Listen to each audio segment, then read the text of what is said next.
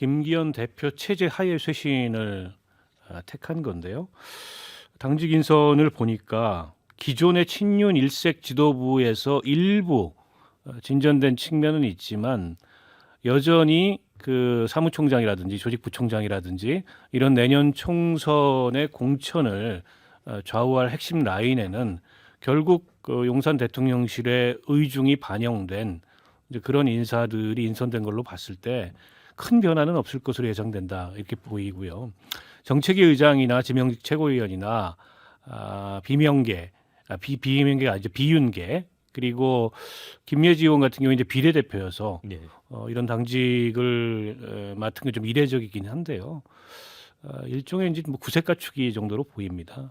그런 점에서 봤을 때 지난 임명직 지도부가 그러니까 임명직 지난 김기현 대표 체제 하에 임명직들이 총사퇴한 것은 책임론이 대통령으로까지 확산되는 것을 차단하기 위한 일종의 꼬리 자르기고 일부 그 당직 인선에 있어서 뭐 안배를 기했지만 큰 틀에서 종전 지도부의 색깔과 다르지 않은 그런 지도부여서 과연 수도권 출마자들의 불안 또 수도권 총선에 드리워진 어떤 지금 이 그림자 이런 거를 걷어낼 수 있는 그런 어떤 쇄신일까의 의문이 있습니다.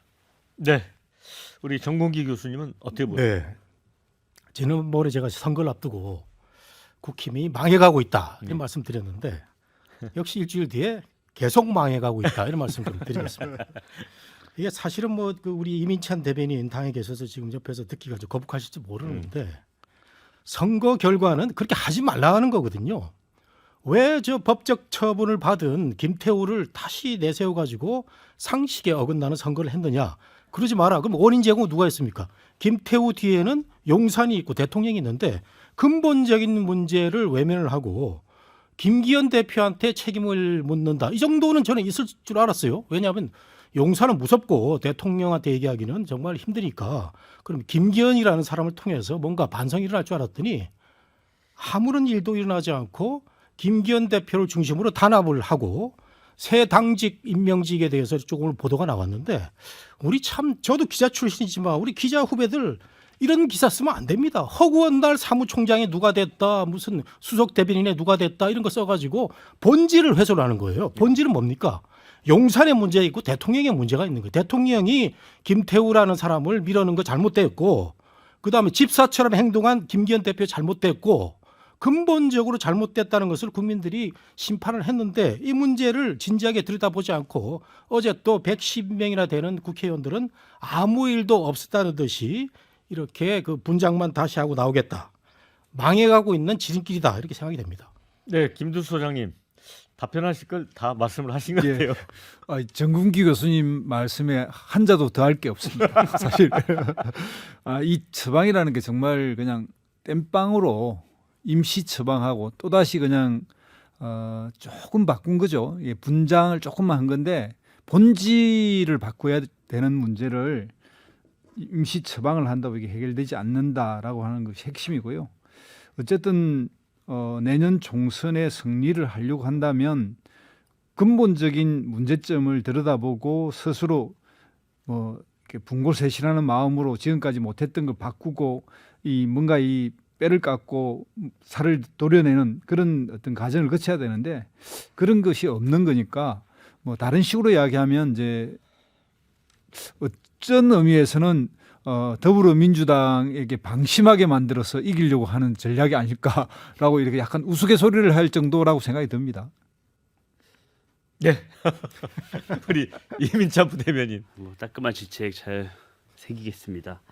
물론 이번 보궐선거에서 나타난 민심을 저희가 잘 헤아리고 앞으로 거듭나기 위해서 다양한 노력을 하고 있는데요. 국민 눈높이에 아직은 부족할 수도 있다고 생각을 합니다. 근데 이게 개혁 작업, 당 쇄신의 시작이라는 말씀 다시 한번 드리고요. 우선 저는 조금 인물에 좀 집중을 해주셨으면 좋겠습니다. 우선 이 유이동 정책위 의장 같은 경우에는 이 경기도 평택이 지역구인데 유승민 전 원내대표의 과거 대선 후보 시절에 비서실장을 지냈던 분이에요. 그러니까 현재 늘 주장하셨던 친육 일색인 지도부로는 안 된다는 민심에서 그런 민심을 떠받들기 위해 노력을 했다는 부분을 드리고요. 저희가 120 서울 인천 경기가 121석이지 않습니까? 그 중에서 국민의힘이 17석밖에 안 됩니다.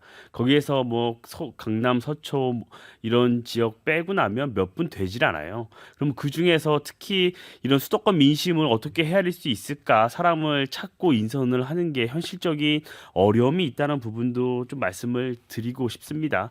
그래서 다시 한번 강조하고 싶은 건 혁신의 끝이 아니고 시작이다. 또한 앞으로 당내 혁신위도 구성을 해서 다른 대안을 전부 제시를 할 예정이니까요. 그 부분 더 지켜봐 달라 말씀드리겠습니다.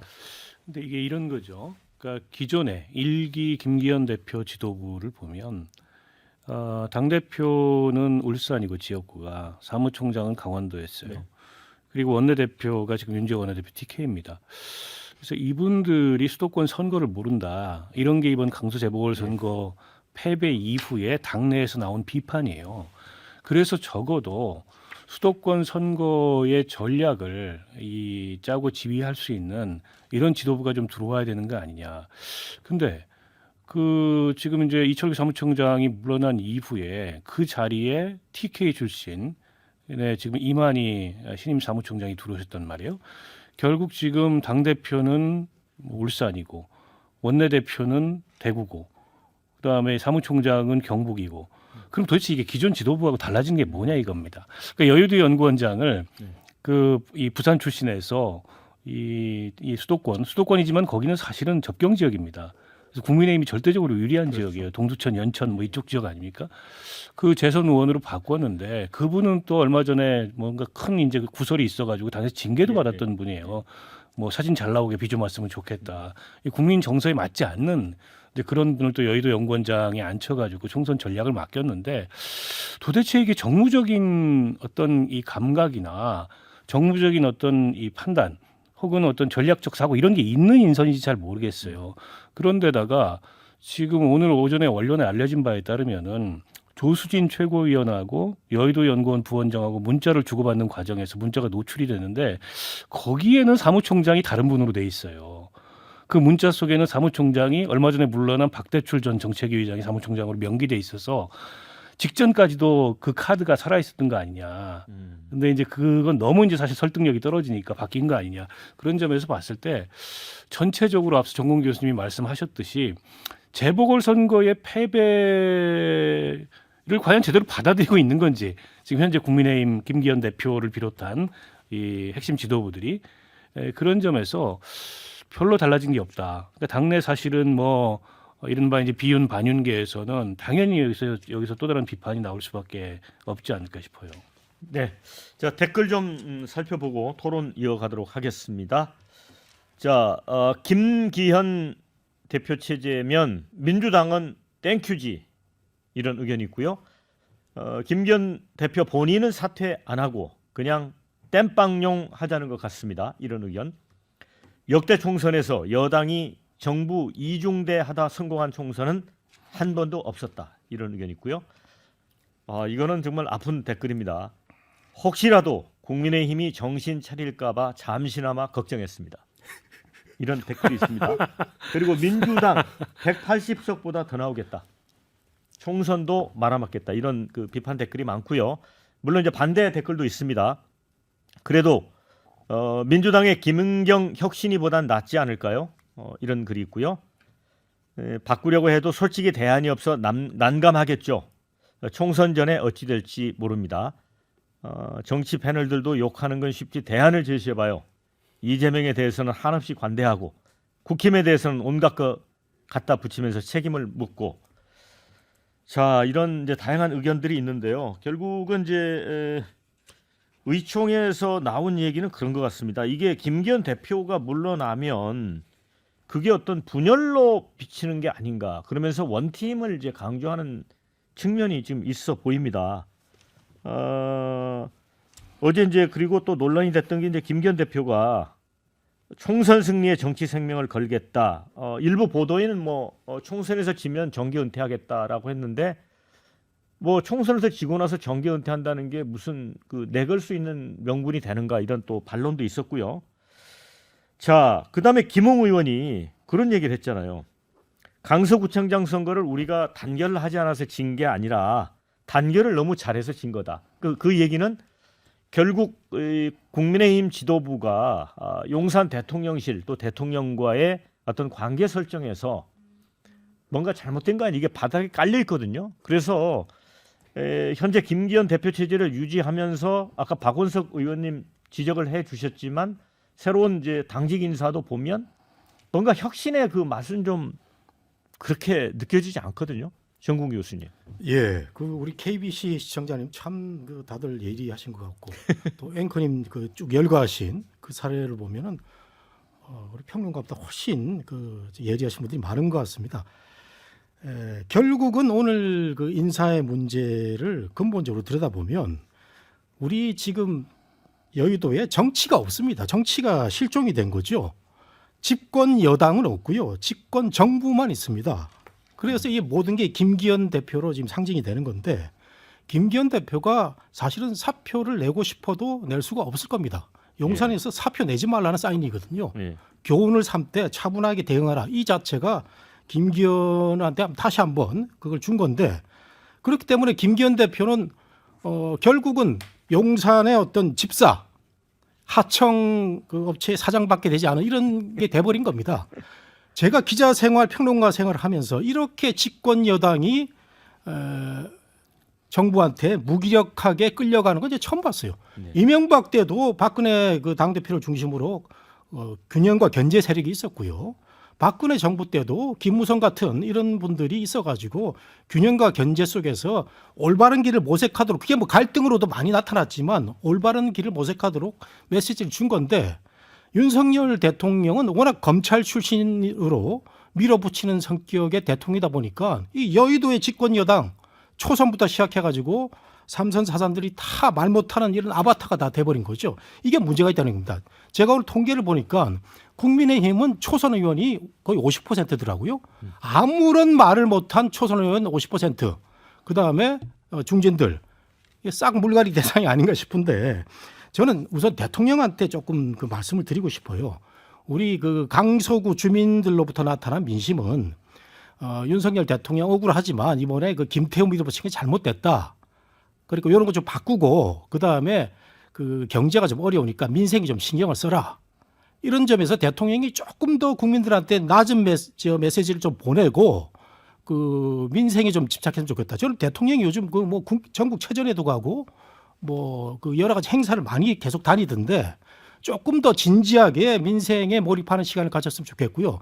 대통령에 대해서 말하기가 우리 국민들처럼 말하기 어려운 용산의 실장이라든가 그 여의도의 국민의힘 관계자들이라면 이제는 용기가 낼 때가 됐다. 더 이상 대통령 무서워하면 내년 총선 이후에는 흔적도 없이 사라질 수 있다. 이런 그 정말 절실한 이런 그 감정이 들어서 제가 좀 말씀드리겠습니다.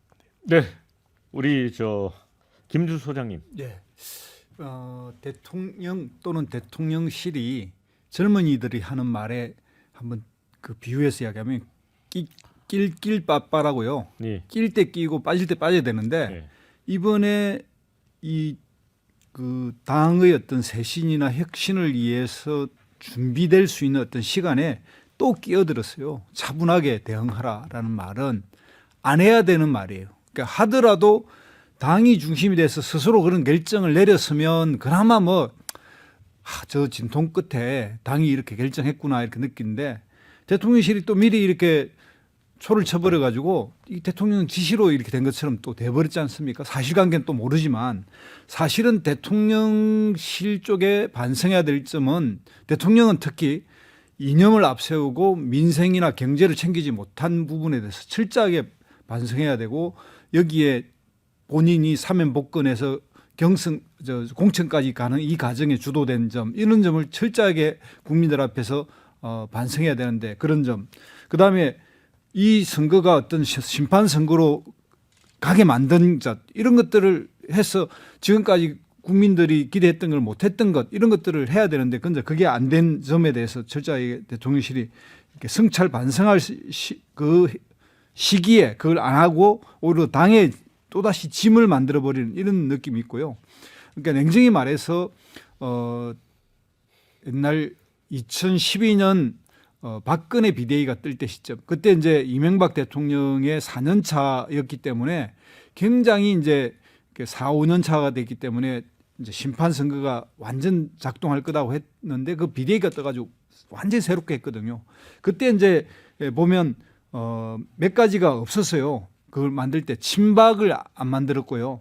그 다음에 또 하나는 영남 쪽 사람들을 안 썼습니다. 이번엔 약간 뭐 아까 말씀 이 당의 3주역이 다시 또 영남이고 그다음 또 하나가 그냥 반북 세력들을 다 배제했어요. 그러니까 이제 이데올로기적인 이런 부분을 다 배제를 해서 구성을 했고 그러면서 중도 확장을 위해서 당명, 당 색깔 그리고 그때 당시가 민주당이 했던 보편적 복지, 뭐 경제민주화, 김종인 이런 사람들, 그다음에 사대강을 반대했던 그 중앙대 교수님 이런 분을 그다음 그때 이제 이준석 대표까지 끌어여 가지고 완전 중도 확장의 교과서를 만들어냈습니다. 그런 것 같은 혁신을 해야 될 타이밍에 그걸 놓쳐서니 뭐 민주당으로서는 아까 말씀드린 대로 허실실 민주당이 다시 방심해 가지고 이게 다시 대치기 역전당하는 그런 수가 아니라면 이렇게 이 중요한 시기를 보낼 수 있을까 이런 생각이 듭니다. 예. 자, 그런데 그 12, 13일 날 그 여론조사를 리얼미터가 한 게 있습니다. 국정수행 지지율, 대통령의 국정수행 지지율이 이제 5개월 만에 30%대로 떨어졌고요. 초반대로. 특히 이제 정당 지지율에서 희비가 아주 극명했는데 국민의힘이 32%, 민주당이 50.7%. 자, 윤정부 이후 최고 차입니다. 리얼미터 조사로는 11.5%가 많이 벌어졌었는데 이번에 18.7% 벌어졌어요. 그러니까 이번에 재보궐선거의 어떤 그 결과치하고 상당히 좀 비슷합니다. 이게 18세 이상 유권자 대상 1,003명을 대상으로 리얼미터가요 조사를 했고요. 표본 오차는 95%, 신뢰 수준에서 플러스 마이너스 3.1%포인트라고 말씀을 일단 드릴 건데 자, 이제 이거를 보면 정말 이게 그 국민의힘이 쇄신 방향을 정말 잘 잡아야 되지 않겠어요? 뭐 국민들께서 예. 더 매섭게 쇄신하고 더 뼈를 깎는 노력을 하라는 질책을 하고 계신 거라고 저는 생각을 하고요. 이 아까 뭐 당 주요 한 위치에 있는 분들이 전부 다 영남일색이라고 하셨는데 아까 말씀드렸듯이 유이동 의원이나 이번에 새로 8명이 물러나고 현재까지 7명이 인선이 됐는데 그 중에서 6분이 이 경기도 분이라는 말씀 드리고 싶어요. 그만큼 우리가 수도권의 민심을 당의 정책이나 인선에 반영하기 위한 노력을 하고 있다는 말씀을 드리고요. 윤석열 대통령이 출범한 이후에 정부조직법 개정부터 국정과제 입법까지 뭐 하나 저희가 하고 싶었던 걸 한 적이 없습니다. 워낙에 야당이 다수기 때문에 그걸 경험을 하면서 누구보다 다음 총선에서 승리해서 과반의석을 통해서 국정 운영을 제대로 해야 되겠다는 절실함은 정부 여당이 더 크다는 말씀 꼭 드리고 싶습니다. 그러기 위해서 김기현 대표가 오늘 국정 운영 변화를 말씀을 하시면서 가장 먼저 얘기한 게 친서민 정책을 펴겠다는 거였습니다. 그 민생에 조금 더 다가가겠다는 말씀이신데요. 윤석열 대통령 지지율을 돌아보면 과거에 외교 관계를 활발히 할 때 그리고 민생 정책, 특히 3대 개혁을 외치면서 3대 개혁에 착수했을 때 국민들로부터 가장 큰 지지를 받았습니다. 그러니까 민심은 먹고 사는 문제, 서민 경제 문제, 그리고 그 캐캐묵은 개혁 작업을 좀 해달라. 이게 분명하다고 생각을 합니다. 그래서 당장 이 의대 정원 확대 문제 같은 민생 정책, 그 소아과도 없고 시골에 가면 이런 문제를 해결하기 위한 이런 개혁 작업에 착수를 하고 있다는 말씀드리고요. 이 당도 그에 걸맞는 정책을 내고 입법을 하기 위한 준비를 하고 있다는 말씀 다시 한번 드리겠습니다.